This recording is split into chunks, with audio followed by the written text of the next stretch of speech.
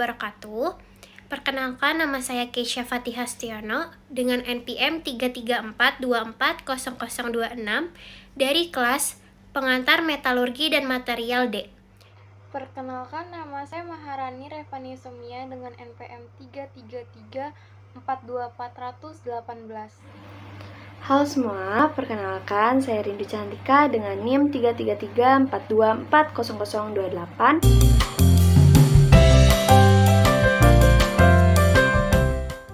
Baik, pada kesempatan kali ini kita langsung membahas learning objective yang pertama yang terdapat pada bab 19, yaitu tentang thermal properties atau sifat dari thermal.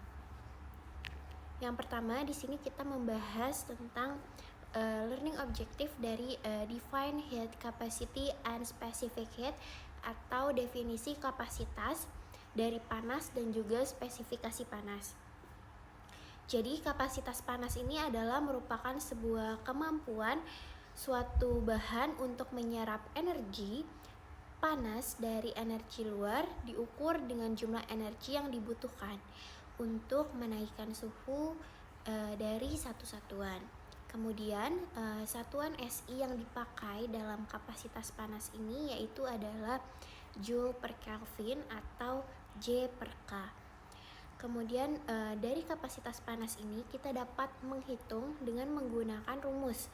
Rumusnya adalah dengan suatu benda disebutkan sebagai berikut, seperti yang ditampilkan, yaitu Q sama dengan M dikalikan dengan C dikalikan dengan delta TQ sama dengan M dikalikan dengan C dikalikan dengan delta T, di mana Q ini adalah sebuah kapasitas panas, kemudian M ini adalah massa benda, dan C adalah panas spesifik dari benda tersebut.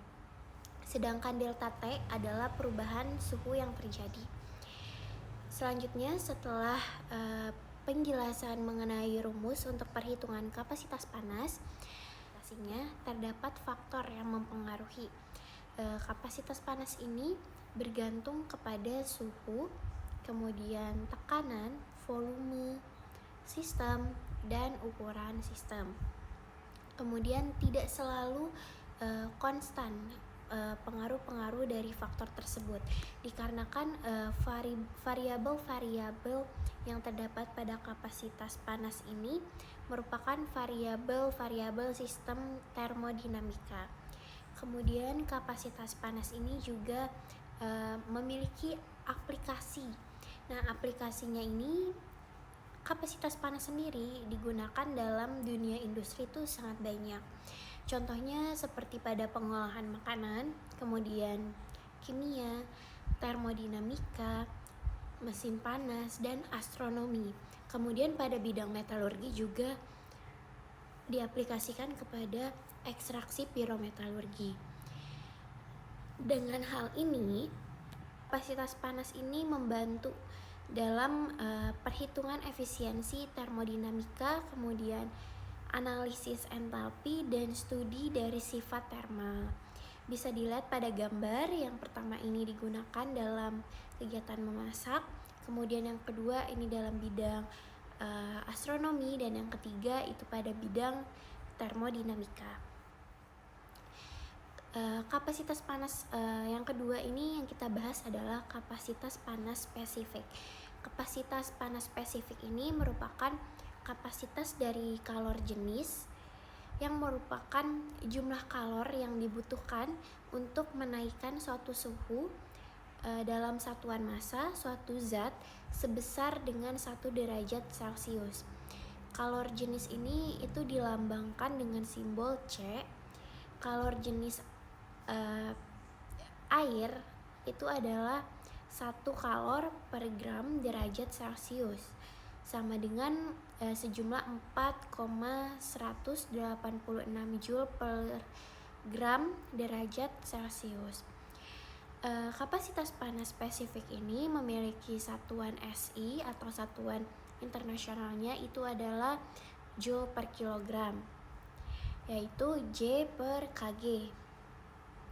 Selanjutnya, semakin besar kapasitas kalor jenis suatu bahan, semakin banyak juga nih energi yang dibutuhkan agar suhunya ini meningkat dalam jumlah yang tertentu. Selanjutnya ada bagaimana penerapan kapasitas panas spesifik dalam kehidupan sehari-hari. Yang pertama, itu suatu zat yang memiliki kalor jenis yang sangat kecil atau memiliki kalor jenis yang kecil itu dapat cepat dipanaskan, mengalami perubahan suhu yang besar walaupun hanya sedikit kalor yang diberikan. Jadi jika suatu zat ini memiliki kalor jenis kecil yang sangat cepat dipanaskan, dia akan mengalami perubahan suhu yang cukup besar walaupun kalor yang diberikan terhadap si zat tersebut itu sangat sedikit. Kemudian yang kedua, pada penerapan kapasitas panas spesifik ini juga terdapat pada zat-zat yang mempunyai kalor jenis yang sangat kecil, sangat bermanfaat sebagai bahan-bahan untuk pembuatan alat-alat masak dikarenakan zat-zat tersebut dapat cepat panas walaupun hanya diberi kalor yang sedikit. Jadi mengapa si penerapan kapasitas panas spesifik ini sangat bagus atau sangat cocok diterapkan untuk alat-alat masak dikarenakan jika suatu zat-zat yang mempunyai kalor jenis kecil itu dimanfaatkan atau dibentuk dalam sebuah alat-alat masak, itu akan menghasilkan zat-zat yang cepat panas gitu walaupun kalor yang diberikan itu sedikit. Jadi akan mengefisiensikan kegiatan untuk memasak. Selanjutnya yang ketiga itu ada pada penerapan termometer sensitif. Nah, termometer sensitif ini juga harus dibuat dari bahan dengan kapasitas panas spesifik yang kecil dikarenakan dapat membuat atau dapat menjadikan pendeteksi, itu dapat mendeteksi dan menunjukkan bahwa perubahan suhu yang sangat cepat dan akurat akan terjadi pada termometer tersebut. Kemudian yang keempat, kapasitas panas spesifik ini juga diterapkan pada bahan-bahan yang mempunyai kapasitas kalor jenis tinggi. Sangat cocok dijadikan untuk bahan pembuat pemegang dari ketel atau isolator dan penutup oven. Jadi pada suatu alat untuk mendukung masak, untuk menghindari panas itu terpegang, bahan-bahan ini dibutuhkan sebagai penerapan kapasitas panas spesifik yang diterapkan atau digunakan sebagai isolator. Kemudian kalor yang besar hanya akan menyebabkan perubahan suhu yang kecil, alias bahan tersebut nantinya tidak akan cepat panas, maka dari itu digunakan sebagai isolator. Kemudian yang terakhir itu kapasitas panas spesifik juga diterapkan dalam alat penyimpan panas yang sangat berguna dan biasanya itu terbuat dari bahan dengan kapasitas panas spesifik yang tinggi seperti oven. Kemudian di sini juga terdapat gambar-gambar alat masak yang semuanya ini merupakan contoh dari penerapan kapasitas panas spesifik dalam kehidupan sehari-hari. Selanjutnya ini kita membahas tentang learning objective pada bab 19 yang kedua mengenai define thermal conductivity atau bagaimana cara kita menentukan konduktivitas dari thermal. Jadi konduksi thermal ini adalah sebuah fenomena di mana panas itu ditransfer dari daerah yang bersuhu tinggi ke daerah yang bersuhu rendah pada suatu zat, yang dimana sifat tersebut menggambarkan kemampuan suatu material untuk menghantarkan panas yang disebut dengan konduktivitas thermal.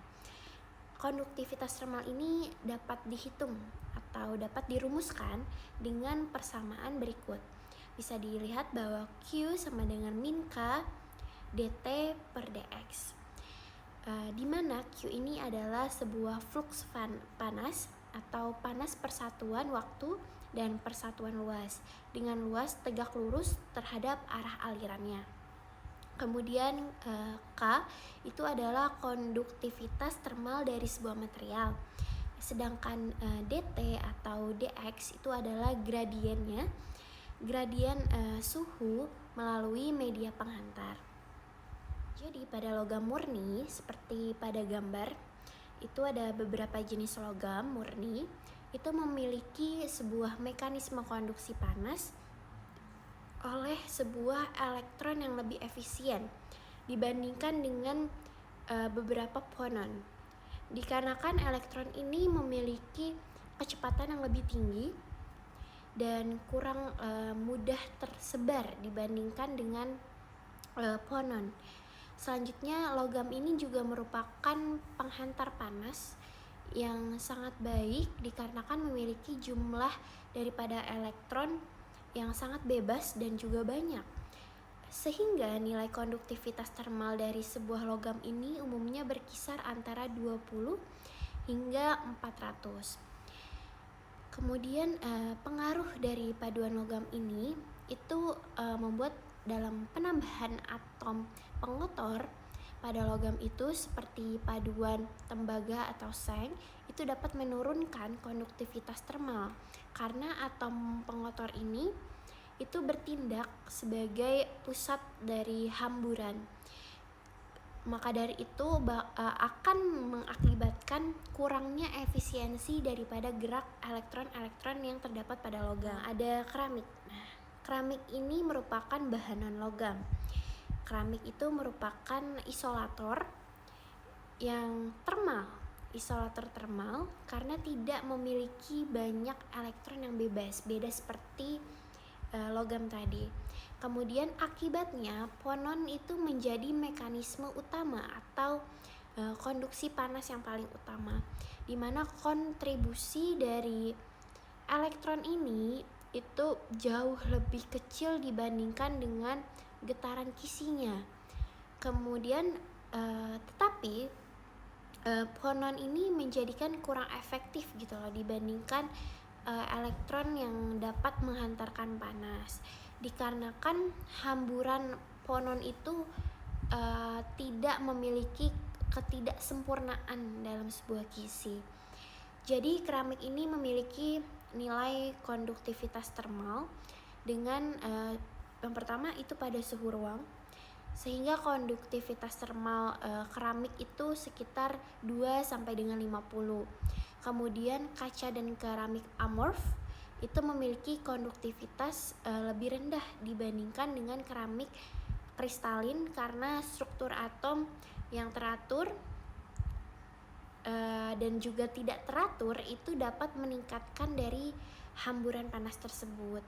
Nah, di gambar sebelah sini itu ada jenis-jenis keramik yang biasa dipakai untuk melapisi lantai rumah, dan yang pada gambar kedua ini merupakan struktur atom dari keramik. Selanjutnya ini ada polimer. Nah, sebagian dari polimer ini memiliki konduktivitas termal itu sekitar 0,3 pada polimer. Kemudian transfer energi yang terjadi melalui getaran dan juga rotasi dari rantai molekul.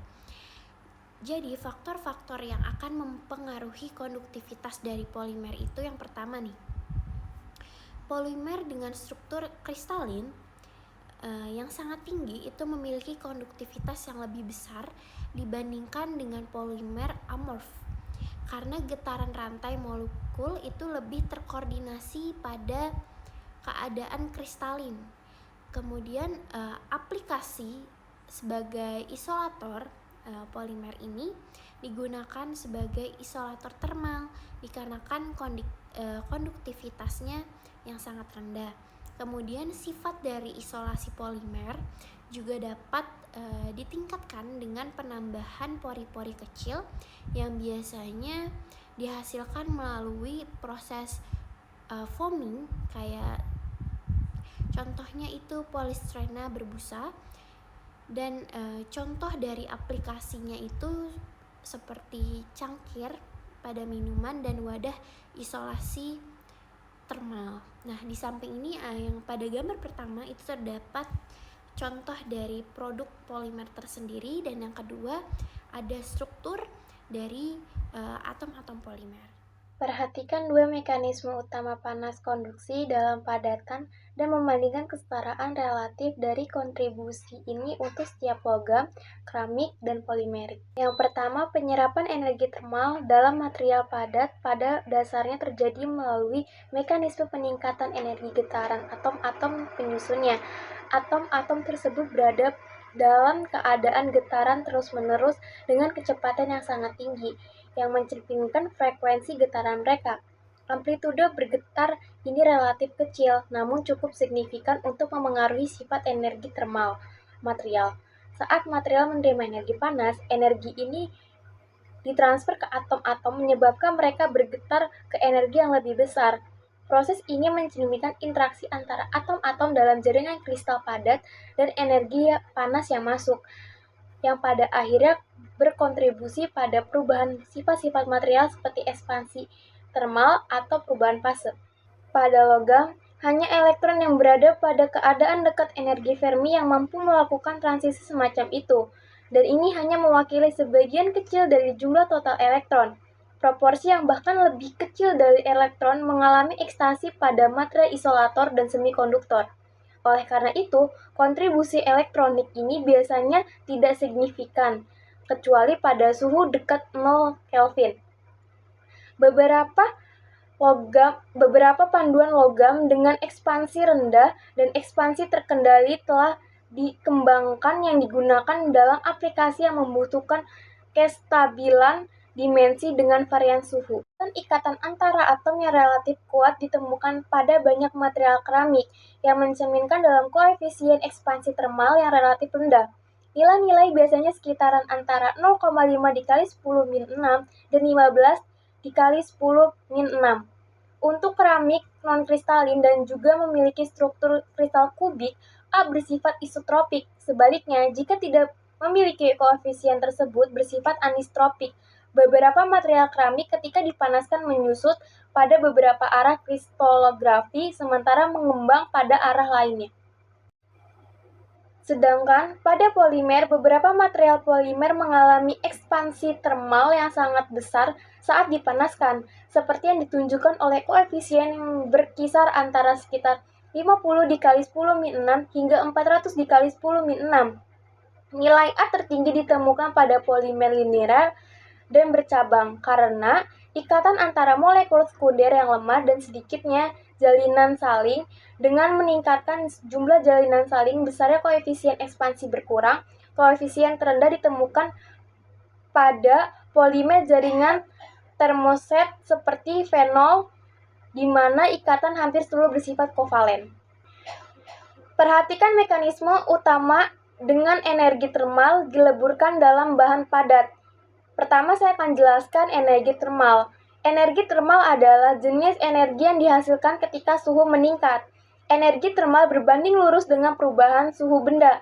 Panas adalah salah satu bentuk energi termal. Semakin panas suatu zat, semakin besar pula energi termalnya.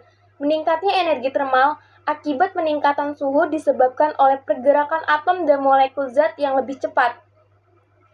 Energi termal terkait dengan fanon atau gelombang kisi dipindahkan ke arah dengan gerakan mereka. Kontribusi KL dihasilkan dari pergerakan fanon secara neto dari daerah bertemperatur tinggi ke daerah bertemperatur rendah dalam suatu benda yang memiliki gradien suhu.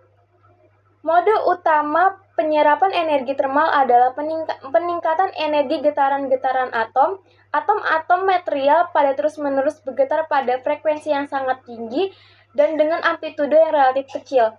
Alih-alih independen satu sama lain, getaran ini berkoordinasi sedemikian rupa sehingga gelombang kisi yang merambat dihasilkan.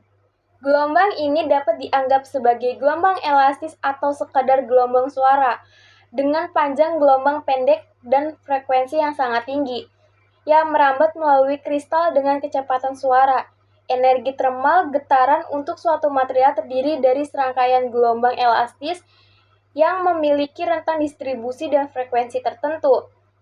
Nilai hanya nilai energi tertentu yang diizinkan. Dalam kurung, energi ini dikatakan terkuantisasi. Dan suatu kuanta energi getaran disebut fanon. Dalam kurung, fanon dapat dianalogikan dengan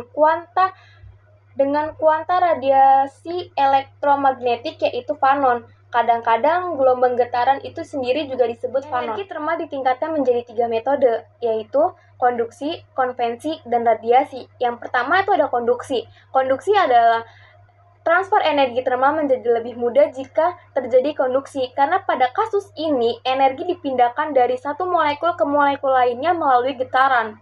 Molekul tidak bergerak dari tempatnya, tetapi getarannya yang cepat bolak-balik mentransfer energi secara efektif.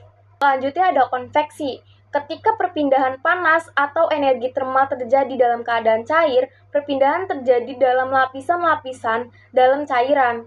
Tidak ada batasan untuk pergerakan molekul, karena cairan dipanaskan, molekul-molekul cairan yang dekat dengan sumber panas bergerak ke tempat lainnya yang suhunya lebih rendah.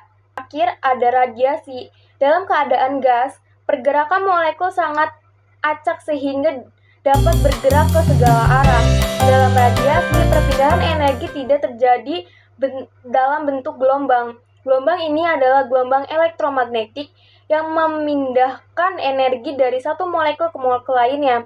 Perpindahan panas melalui radiasi tidak memerlukan media apapun, sedangkan dalam metode konduksi dan konveksi diperlukan media untuk memindahkan panas atau energi. Yang pertama ada diamagnetisme. Bentuk magnetisme yang sangat lemah, tidak permanen, dan hanya berlangsung selama medan eksternal diterapkan. Diamagnetisme diinduksikan oleh perubahan gerak orbital elektron akibat penerapan medan magnet. Besar momen magnet yang diinduksikan sangat kecil, dan arahnya berlawanan dengan arah medan magnet yang diterapkan. Diamagnetisme adalah salah satu benda untuk menciptakan suatu medan magnet ketika dikenai medan magnet. Sifat ini menyebabkan efek tolak-menolak. Diamagnetik adalah salah satu bentuk magnet yang cukup lemah dengan pengecualian superkonduktor yang memiliki kekuatan magnet yang kuat.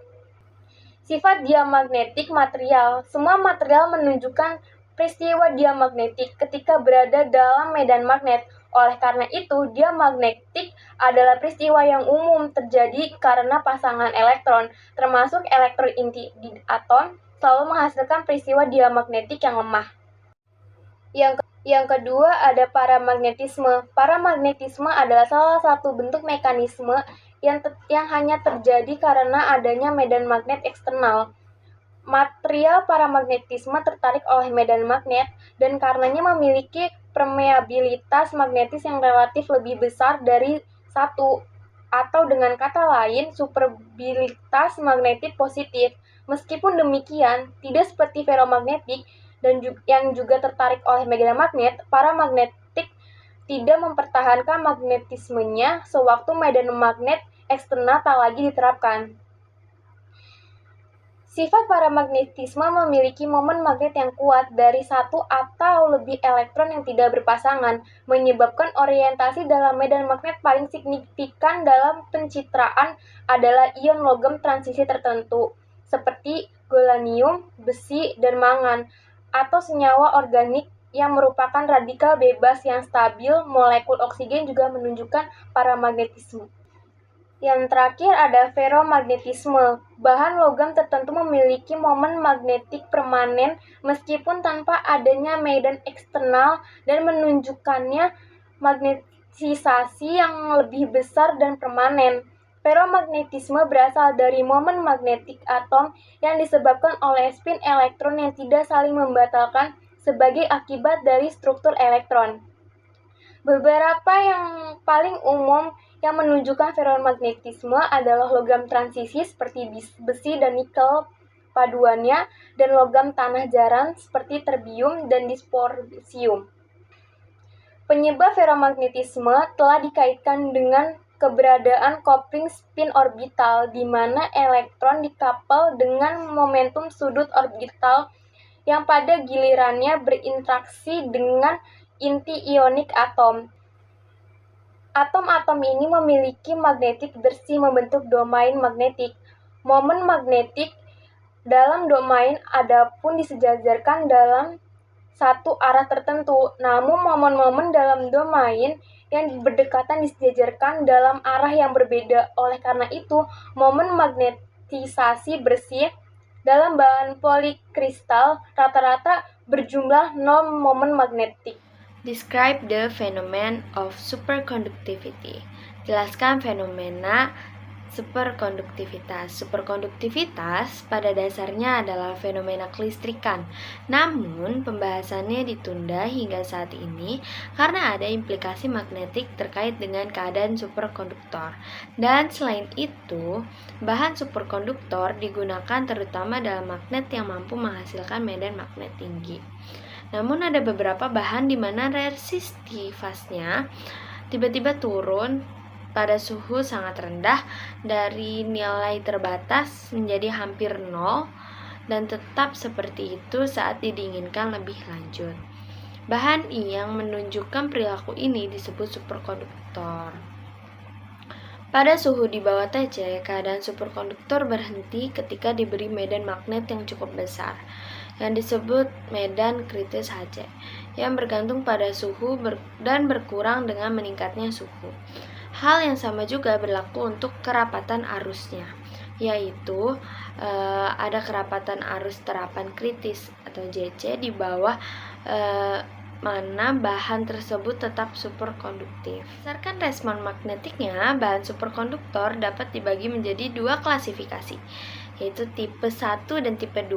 Bahan tipe 1 saat berada dalam keadaan superkonduktor bersifat diamagnetik sepenuhnya, artinya seluruh medan magnet yang diterapkan dikeluarkan dari tubuh material dan fenomena yang dikenal sebagai efek Meissner. Pada titik ini, konduksi menjadi normal dan penetrasi pulse magnetik terjadi sepenuhnya. Oke, lanjut. Superkonduktor tipe 2 lebih disukai daripada tipe 1. Kenapa? Karena untuk sebagian besar aplikasi praktis, karena suhu kritis dan medan magnet kritis yang lebih tinggi. Note the distinctive magnetic characteristic for both soft and hard magnetic materials. Perhatikan karakteristik magnetik yang khas untuk bahan magnet yang lembut dan keras. Untuk material magnetik lunak atau soft magnetic materials, dia itu memiliki karakteristik utamanya. Yang pertama, memiliki loop hysteresis yang sempit. Yang maksudnya, material ini memiliki kurva hysteresis yang kecil, yang berarti hanya membutuhkan sedikit energi untuk magnetisasi atau mendemagnetisasi material. Hal ini membuat material magnetik lunak sangat efisien dalam aplikasi yang memerlukan perubahan medan magnet yang konstan. Nah, untuk magnetik keras, hard magnetic materials ini memiliki karakteristik.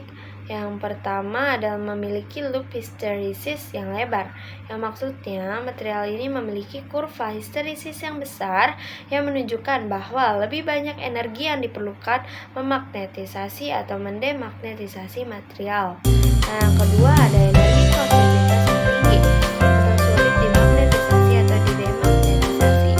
Material magnetik keras ini sulit dimagnetisasi atau didemagnetisasi karena memerlukan medan magnet yang kuat untuk mengubah polaritasnya, atau hal ini membuat ideal untuk aplikasi sebagai magnet permanen.